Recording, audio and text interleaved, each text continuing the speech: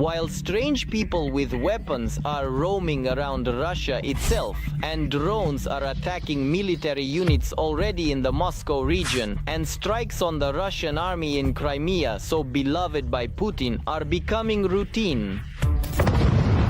Not fireworks. And panic spreads on the peninsula. Oh my gosh! Mom, come on, we need to get out of here now! Malicious Pooh rejecting reality is now like Peter the Great setting out to build an Azov fleet. How will this end? We'll tell you right now. The idea of filling the Sea of Azov with Russian ships is not new. Back at the end of the 17th century, Peter the Great began creating a flotilla here to wage war against the Ottoman Empire. How that attempt to confront Turkey at sea ended is well known to everyone. The Tsar's army was surrounded, and under the Treaty of the Pruth, in exchange for the opportunity to withdraw his troops, Peter had to dismantle the Azov fleet and also pledge not to interfere in the internal affairs of Poland and the Zaporizhian Cossacks. Apparently inspired by his favorite historical figure, Putin, more than 4 centuries later, decided to walk this shameful path again. The creation of the Azov naval district as part of the Black Sea fleet. So this naval district will be based in the city of Mariupol. The tasks assigned to the new fleet are quite typical for today's Russia: to threaten the security of independent countries and to enable large-scale state-sponsored looting. Mainly, it's about holding this corridor that now connects the Krasnodar region and Crimea. Secondly, it's to ensure navigation in the northern part of the Sea of Azov.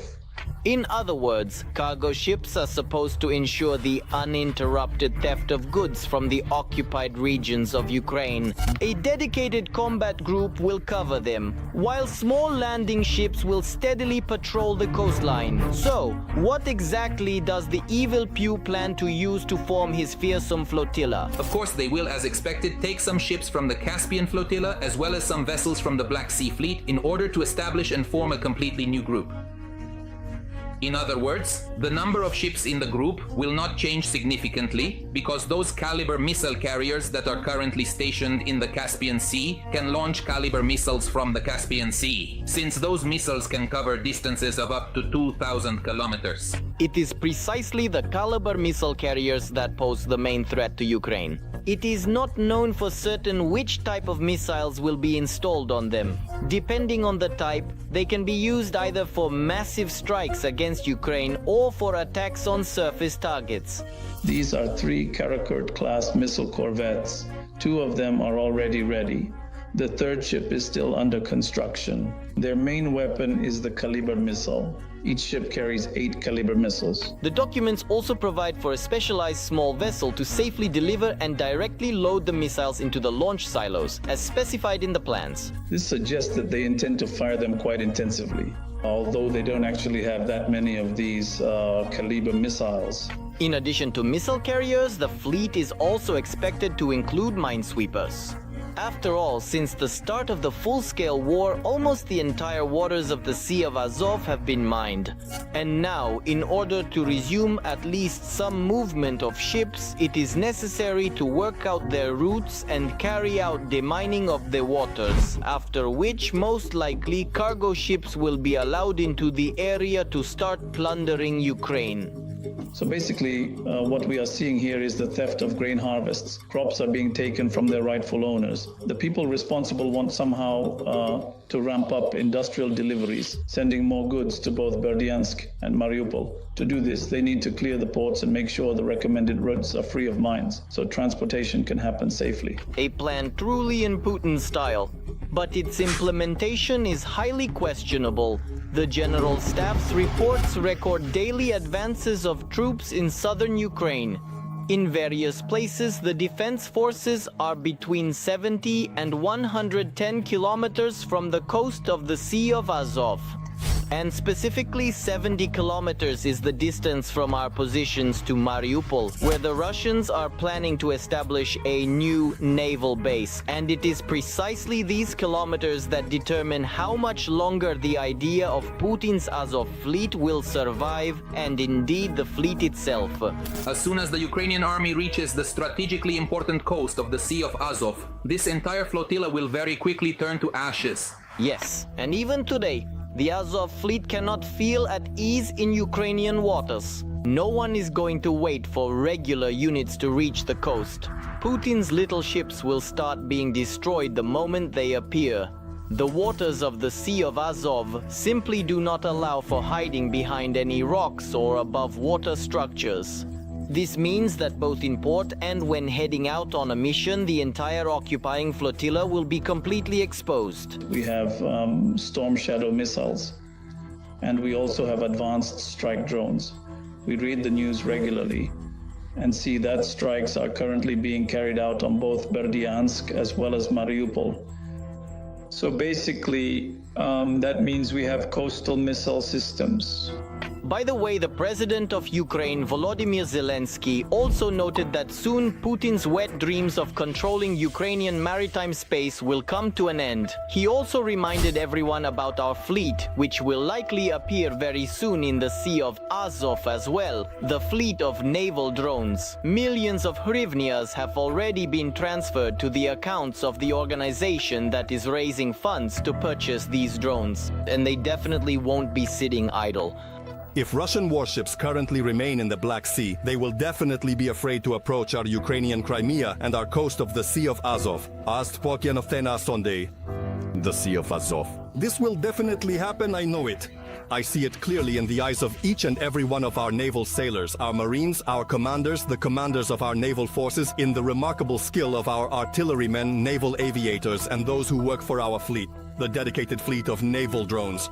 Since the beginning of the full-scale invasion, Ukraine has already destroyed 18 Russian ships. In addition to the notorious cruiser Moskva, which did indeed set off in the well-known direction, landing craft of the Raptor and Cerna types were also sunk. Some vessels were captured. The same fate awaits the Azov Fleet Z, with only one difference. The ships destroyed so far rest at the bottom of the Black Sea, while these will end up at the bottom of the Azov Sea. This is far from everything that the Ukrainian armed forces can, and already do, use to stun the enemy on the battlefield. We'll talk about the latest weapons already delivered to the front lines of the Ukrainian army in the next episode. So give this video a like and don't forget to subscribe to the channel so you don't miss the new arsenal. Explosions in Moscow. In the Moscow region, and in the regions of Russia. Crazy thing, just crazy. It's like a never-ending fireworks display. Unbelievable. And this is just the events of the past few months. Russia is no longer unreachable by airstrikes. Drones and missiles, which repeatedly bypass air defense systems, strike warehouses, factories, airfields, and other military targets. Officially, Ukraine does not acknowledge that it is operating on Russian territory. However, yes, everyone beyond the border has long understood Ukraine possesses weapons capable of reaching even the Kremlin. One of the recent examples of successful work by Ukrainian long-range missiles was another explosion in Crimea, which destroyed a Russian S-400 air defense system. 400 there, the force as well, a strike. There was an entire division. The strike was on the division. There were quite serious losses. Everything is visible in the video. As of now, this division has ceased its operations. Yes, they will be restoring it, replacing vehicles, systems, but it is deactivated. Scarlet Doctor and the mysterious... Later, information emerged about what the strike was carried out with. There are, however, few specifics so far.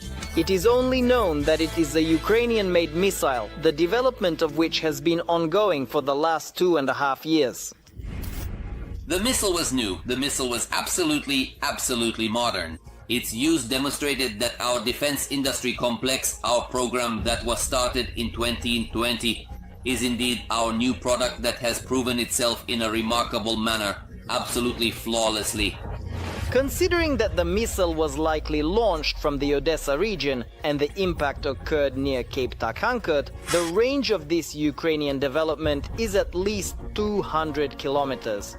Additionally, the missile evidently handles enemy radar and air defense systems well. These characteristics allow it to strike absolutely all targets in the occupied part of mainland Ukraine, and from certain points in the Kharkiv region, if necessary, the entire Belgorod region and cities like Kursk and Voronezh could be targeted. Another missile, the use of which Western partners do not restrict over Russian territory, IKI, is the S-200 complex. Despite its rather respectable age, as its development began back in the mid-60s, the missile is quite suitable for the tasks of today's war. Firstly, it exists. Secondly, there are possibilities for its modernization. And thirdly, considering its ballistic flight trajectory, Russian air defense systems are practically helpless against it. Some of these missiles were made for specific purposes, delivering nuclear strikes with a special warhead capable of effectively and efficiently targeting large aircraft formations. Part of the missiles was made for long range. Long range means 246 kilometers for a maneuvering target.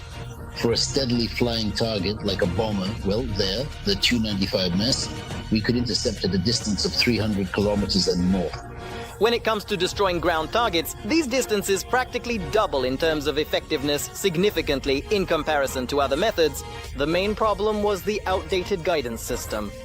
It limited both the flight range and the accuracy of the strike. But according to Western analysts, Ukrainian engineers have solved this problem. And now the flight range of the S-200 is only limited by the fuel supply. If the missile gains high speed and exits the airspace, meaning where there is little air and thus little resistance, and this missile can do that, then it can cover a fairly large distance. Approximately 500 kilometers for such a missile is absolutely possible. Even if limited to a distance of 500 kilometers, it is quite sufficient to destroy concentrations of equipment and Russian military forces throughout Belarus, strike military targets in dozens of Russian regions, and make military factories in Tambov, Ryazan, Kaluga, and of course Moscow possible targets. Not only with missiles, drones have indeed rightfully taken one of the most important roles in this war in terms of striking the enemy deep in the rear. And while Russia is indeed spending the remaining savings of its savings on purchasing Iranian drones, Ukraine has fully launched the production of its own drones. For example, on June 20th in Sergiev Posad near Moscow, there was an explosion at the Tambov, a powder plant. Local authorities immediately stated that the cause of the explosion was employee negligence. The version involving an attack by an unmanned aerial vehicle was not confirmed. Ukraine also officially did not acknowledge that it was their doing, the incident. However, a few hours after the explosion in the Moscow region, the spokesperson for Ukroboronprom, Natalia Sad, published a photo of herself with the commander-in-chief of the armed forces of Ukraine, Valery Zaluzhny, the commander of the air forces and the CEO of Ukroboronprom, with a rather telling caption. After the successful use of a drone over 1,000 kilometers. In fact, this is the achievement of a huge number of people, without exaggeration, heroes of the defense industry.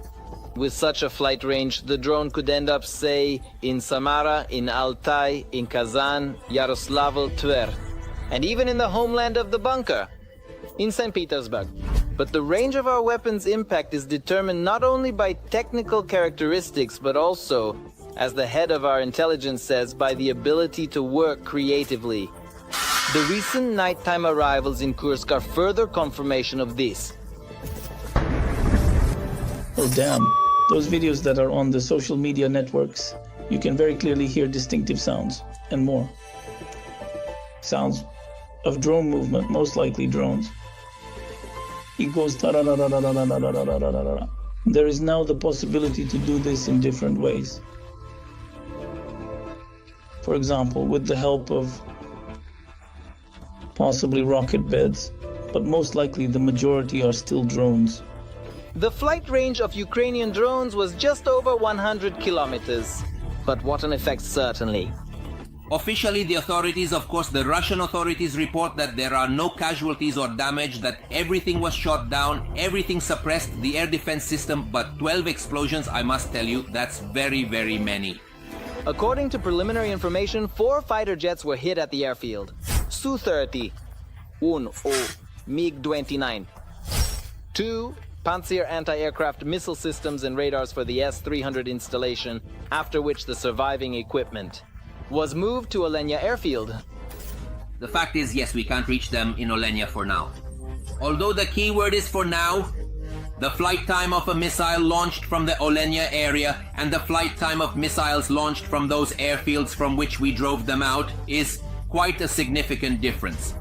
The more time from launch to the missile's arrival, the greater the chances for our air forces to shoot down the missile. In addition to the unmanned aerial vehicles, UAVs, and missiles known to us, designers do not stop developing new strike systems, experts say, such as. Most of these projects are classified, but it can already be stated that our Ukroboronprom has focused on the production of long-range weapons. Cruise missiles, in case they are modified for firing at targets on the shore, such as Harpoon or Neptune. We had anti-radiation missiles. HARM, which can also be utilized. They are utilized for firing at radar stations, such as those in military operations. These developments, Okreidras, are exactly what will assist in the liberation of Crimea. We have the capability to strike any part of the temporarily occupied Autonomous Republic of Crimea.